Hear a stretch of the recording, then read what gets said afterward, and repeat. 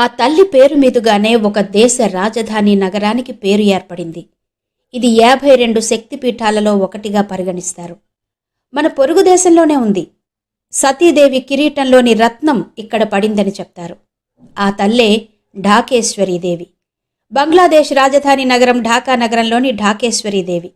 ఈ ఆలయం పేరు మీదుగానే ఈ ఊరికి ఆ పేరొచ్చిందని చెప్తారు. ఒక ముస్లిం దేశమైన బంగ్లాదేశ్లో జాతీయ ఆలయంగా పరిగణించబడుతోంది ఈ ఢాకేశ్వరీదేవి ఆలయం.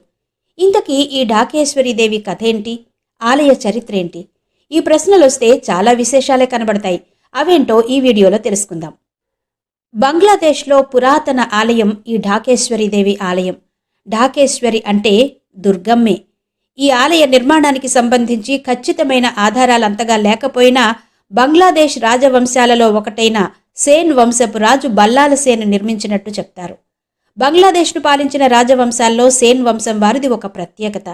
ఈ వంశం 150 ఏళ్లే పాలన చేసినా వారి ప్రభావం మాత్రం బంగ్లాదేశ్ మీద ఎక్కువగా ఉంది. వీరి కాలంలో దేశంలో హైందవ మతానికి ఎక్కువ ప్రాధాన్యత ఉండేది. వారి పాలనలో ప్రముఖంగా చెప్పుకోవలసింది ఢాకేశ్వరీదేవి ఆలయ నిర్మాణం. ఈ సేన్ వంశానికి చెందిన బల్లాల సేనుడనే రాజు 12వ శతాబ్దంలో ఈ ఆలయాన్ని నిర్మించినట్టు చెబుతారు. ఒకప్పుడు ఇక్కడంతా దట్టమైన అరణ్యం ఉండేది. ఒకరోజు బల్లాల సేన్కి అమ్మవారు కలలో కనబడి తాను ఈ అరణ్యంలో ఒక చోట ఉన్నానన్న సంగతి చెప్పిందట. అమ్మవారు కలలో చెప్పిన ప్రదేశానికి వెళ్లి వెతకగా అక్కడ రాజుకి దుర్గమ్మ వారి విగ్రహం కనపడింది. దాంతో ఆ ప్రదేశంలోనే ఓ ఆలయాన్ని నిర్మించారు. దట్టమైన అడవిలో కనబడిన ఆ తల్లిని ఢాకేశ్వరి అని పిలుచుకుంటూ ఆమె పేరు మీదుగానే ఆ ప్రాంతాన్ని ఢాకా అని పిలిచారు. ఈ ఆలయం శక్తిపీఠాలలో ఒకటని బంగ్లాదేశ్లో ఉన్న హిందువులు గాఢంగా నమ్ముతారు. అమ్మవారి కిరీటంలోని మణి ఇక్కడ పడిందని స్థానికులు చెప్పుకుంటారు. 12వ శతాబ్దంలో నిర్మించబడిన ఈ ఆలయం తరువాతి కాలంలో శిథిలమైపోగా ధనికులైన వ్యాపారులు దీనిని అనేకసార్లు పునర్నిర్మించినట్టు తెలుస్తోంది. అయితే ఎన్నోసార్లు విదేశీయులు జరిపిన దాడుల్లో ఈ ఆలయం బాగా దెబ్బతిన్నది. 1971లో బంగ్లాదేశ్ మీద పాకిస్తాన్ సైనికులు జరిపిన దాడిలో ఆలయం మరింతగా దెబ్బతింది. ఇక మన దేశంలో బాబ్రీ మసీదు కూల్చివేత సందర్భంలో కూడా అక్కడ ఈ ఆలయాన్ని నేలమట్టం చేసే ప్రయత్నం చేశారు కొందరు. ఎన్నో దాడుల్ని ఎదుర్కొన్నా కూడా అలనాటి భక్తి ప్రాభవానికి గుర్తుగా నేటికి కూడా టీవీగా నిలబడింది ఢాకేశ్వరి మాత ఆలయం.